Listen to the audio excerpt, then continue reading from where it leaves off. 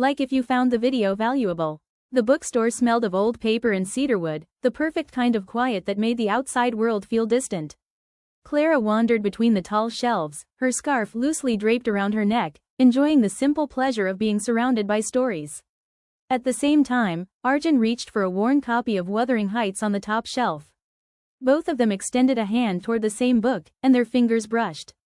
"Oh, I'm sorry," Clara said, stepping back slightly, feeling an unexpected jolt at the contact. "No, you take it," Arjun replied with a small, polite smile. "It seems you found it first." She hesitated, then shook her head. "How about we share it? I've been meaning to reread it anyway." Arjun laughed softly, and that laugh was warm, rich, and inviting. "Deal." They moved to a nearby reading nook, sitting side by side, the worn copy of the book resting between them. Conversation started slowly, comments on the author, favorite passages, but soon shifted into personal stories. Clara spoke of her love for the quiet, of afternoons spent with tea and novels, and Arjun shared tales of his travels, the cities he had explored, and the little cafes that felt like home. Outside, the wind rustled the golden leaves along the cobblestone streets. Through the bookstore's tall windows, the sunlight cast long, warm patterns across the floor, and the two strangers felt a connection growing quietly, almost imperceptibly, between them.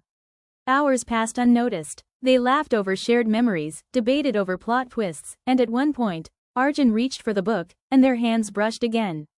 This time, neither withdrew. "You know," Clara said, her voice soft, "I've walked past this bookstore 100 times and never came in. And now," she trailed off, letting the words hang in the air. "And now?" Arjun prompted gently, his eyes fixed on hers. "And now I'm glad I did," she said, smiling, feeling a warmth that had nothing to do with the autumn sun. When the store announced closing, neither wanted to leave. Arjun suggested a walk through the park nearby, the paths lined with falling leaves in shades of amber and crimson. As they strolled, the rustling leaves mirrored the fluttering in their chests. At a small bench under a canopy of branches, they paused. Arjun picked up a leaf, turning it in his hand. "Funny how something so small can hold so much beauty," he mused. Clara nodded. "It's like people sometimes. You never know who might cross your path and change your day, or your life." He looked at her then, the words unspoken but clear in his gaze. She felt it too. A quiet realization that some connections were rare, delicate, and worth holding onto.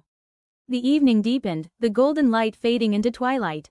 They exchanged numbers, and Arjun tucked the leaf into her scarf, a small token, a reminder of a day when fate had intervened.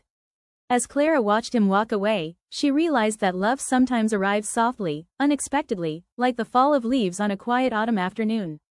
And sometimes, it stays, reshaping the course of ordinary lives into something extraordinary. The bookstore remained behind her, warm and quiet, but in her heart, the day's memories glowed like the last rays of sunlight, promising that some encounters, however brief, could last a lifetime.